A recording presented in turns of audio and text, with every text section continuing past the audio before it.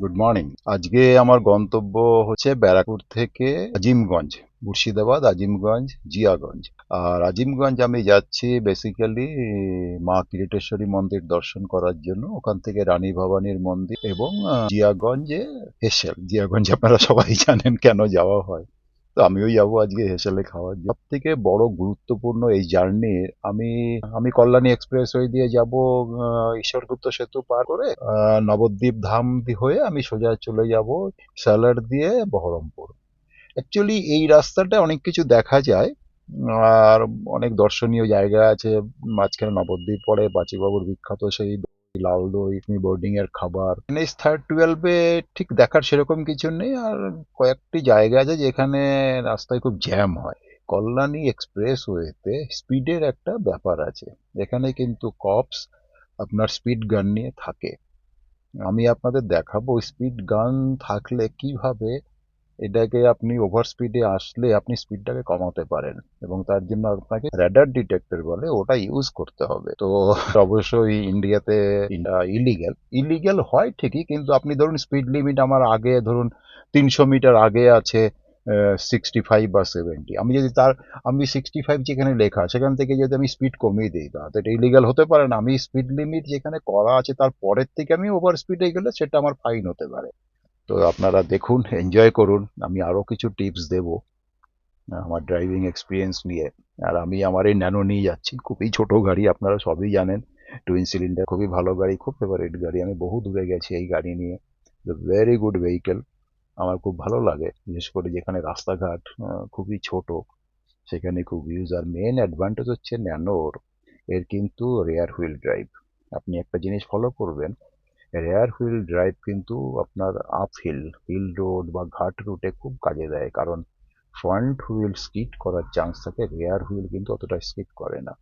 আপনি যত ভালো গাড়ি, হাই এন্ড গাড়ি দেখবেন, সব দেখবেন কিন্তু রেয়ার হুইল ড্রাইভ থাকে, নট ফ্রন্ট হুইল। হ্যাঁ, এবার যদি ফোর হুইল হয় তাহলে আপনার সামনেরও ফ্রন্ট এক্সেলও ঘুরবে। তো anyway, is a different part of story. আজকেও আমি ন্যানো নিয়েই যাচ্ছি। আমি আজকে আপনাদের কিরিটেশ্বরী মার মন্দিরে সন্ধ্যা আরতি দেখাবো। আপনারা তো অনেক পুজো দেখেছেন, আমি সন্ধ্যা আরতি দেখাবো। সন্ধ্যা আরতি কেমন হয়, কি কি ক্যারি করছি সেটা আপনাকে একবার দেখিয়ে দিই। এ কিছু স্টোরেজ ডিভাইস, এর মধ্যে কিছু গান আর কিছু ফাইলস আছে। আর এর পাশে আছে একটা ওয়াকি টকি। এটা খুব ভালো সেট, এর মধ্যে আপনার রেডিও আছে, লাইট আছে, আর এটা 10 কিলোমিটারের মধ্যে যে কোনো ফ্রিকোয়েন্সি ধরতে পারে, এমার্জেন্সি ইউজ করা যায়। এই ব্যাগে কিছু টিফিন, কফি, আর আমার লাগেজ, আর কিছু শীতের জামা কাপড়, তো এই নিয়েই যাচ্ছি। আমার সামনে দেখতে পাচ্ছেন কল্যাণী রোড। তো এই জায়গাটার নাম হচ্ছে কুন্ডুবাড়ি মোড়। আর আমার সময় লেগেছে অ্যারাউন্ড 4.5 মিনিটস। আমি এখান থেকে বাঁ দিকে টার্ন নেব নর্থের দিকে, আর আপনি ডান দিকে মানে সাউথের দিকে টার্ন নিলে আপনি কলকাতা পৌঁছে যাবেন। তো আমি এখান থেকে কল্যাণী রোডে উঠলাম।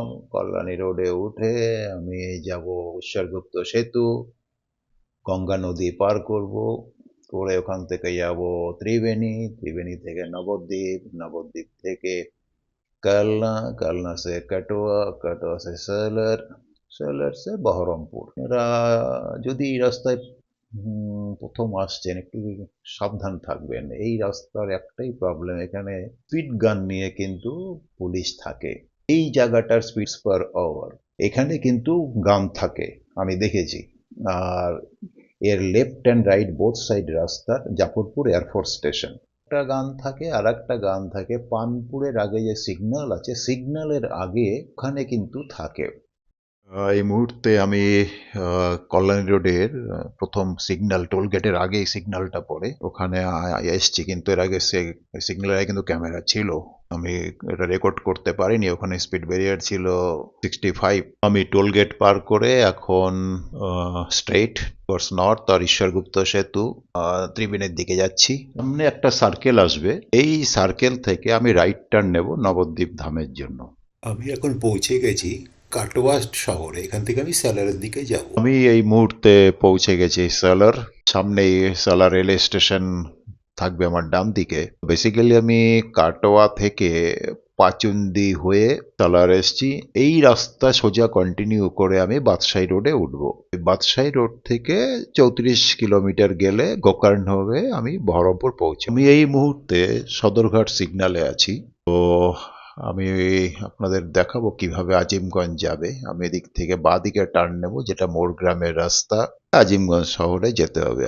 আর এদিকে ডান দিকে গেলে আমি বহরমপুর শহর, গঙ্গা নদী পার করে বহরমপুর শহর, হসপিটাল, মুর্শিদাবাদ যাবো। আমি এদিকে বাঁদিকে যাব, গিয়ে আমি ডান দিকে টার্ন নেব আজিমগঞ্জের জন্য।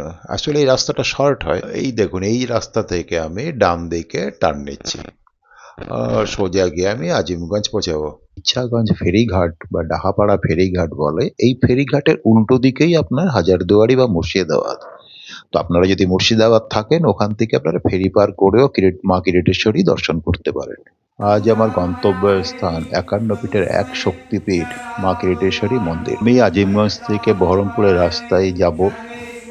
ডাহাপাড়া মোড় থেকে ডান দিকে টার্ন নিয়ে আমি যাব মা কিরিটেশ্বরী মন্দির। যাওয়ার পথে ডান দিকে পড়বে জগৎবন্ধু ধাম, ডাহাপাড়া ধাম রেলওয়ে স্টেশন, কিরিটেশ্বরী মন্দির। পিছনেই আছে গ্রামে কিরিটেশ্বরী মায়ের গুপ্ত মন্দির। আর এই হচ্ছে ডাহাপাড়া ধাম রেলওয়ে স্টেশন। এখান থেকে মা কিরিটেশ্বরী মন্দির খুব কাছে হয়, তবে সব ট্রেন এখানে দাঁড়ায় না। আমার বাঁ দিকে এই হচ্ছে মা কিরিটেশ্বরীর মন্দির এবং ডান দিকে হচ্ছে তন্ত্র মন্দির। পুরনো মন্দির ভেঙে গেছে, মা কিরিটেশ্বরীর মন্দিরকে রিসেন্ট রিনোভেট করা হয়েছে। এই তন্ত্র মন্দির, প্রত্যেক শক্তিপীঠে একজন করে তান্ত্রিক ছিলেন, এখানেও ছিলেন। এই হচ্ছে মা কিরিটেশ্বরী। মায়ের সম্বন্ধে বহু ইনফরমেশন অ্যাভেলেবল, এই জন্য আর আমি ডিটেলসে যাচ্ছি না। এই সামনে মন্দিরের সামনে জায়গাটা বলিস্থান এবং এখানে গ্রামেই মা কিরিটেশ্বরী গুপ্ত মন্দির। এই মন্দির নিয়ে অনেক গল্প হয়, তবে আমি এটুকু বলবো এখানে মাকে লুকিয়ে রাখা হয়েছিল। মন্দিরের পিছনে বিশাল বড় একটা দিঘি আছে। তারা পুজো অনেক দেখেছেন। আমি ইচ্ছে করে আপনাদের আজকে সন্ধ্যা আরতিটা দেখাতে চাই। কাইন্ডলি দেখুন এবং উপভোগ করুন। আমার মনে হয় আপনাদের খুব ভালো লাগবে। আর আমি খুবই দুঃখিত, আমি একটি বিশেষ কারণে মন্দিরের মধ্যে প্রবেশ করছি না। আমি বাইরের থেকে এই জন্য দেখানোর চেষ্টা করছি।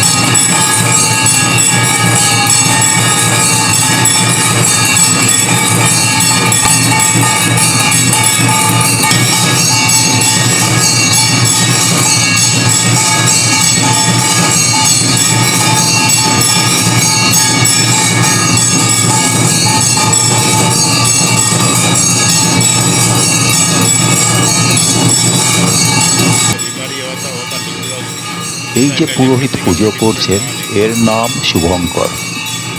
এর বাবা এখানকার প্রধান পুরোহিত।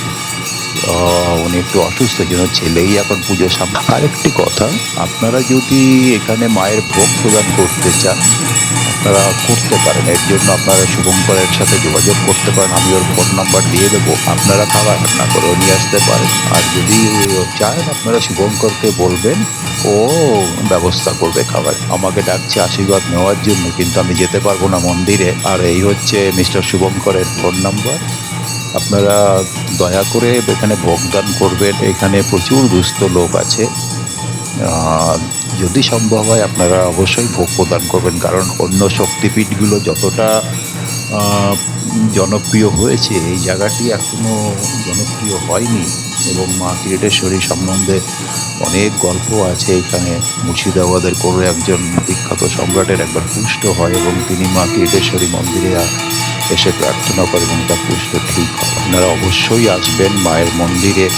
জায়গাটি খুবই ভালো, এখানে খুব ভালো রস পাওয়া যায়। আমার একটি পোস্ট আছে, অরিজিনাল গুড় মাত্র 200 টাকায় কি করে এরা তৈরি করে এবং বিক্রি করে, আপনি সামনে বসে নিয়ে যেতে পারবেন। খুব ভালো আম পাওয়া যায়, খুব ভালো লিচু পাওয়া যায়। এটি আম পাওয়া যায় যেটিকে বলা হয় আনারস আম। এই আমের মধ্যে আনারসের গন্ধ থাকে। এই আমটি খালি এখানেই পাওয়া যায়, আর কোথাও পাবেন। তো আমি এর মধ্যে পৌঁছে গেছি রানী ভবানীর মন্দির, নাটোরের রানী, অবিভক্ত ভারতবর্ষের।